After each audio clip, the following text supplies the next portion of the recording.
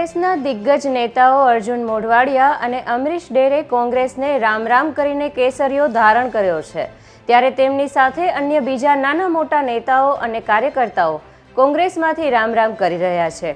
આજે અમરેલીના રાજુલામાં ભાજપ પ્રદેશ અધ્યક્ષ શ્રી આર પાટીલના હાથે કેસરીઓ ધારણ કરશે, જેમાં સાવરકુંડલા તાલુકા કોંગ્રેસના ઉપપ્રમુખ જયદીપ ખુમાણે આપ્યું રાજીનામું।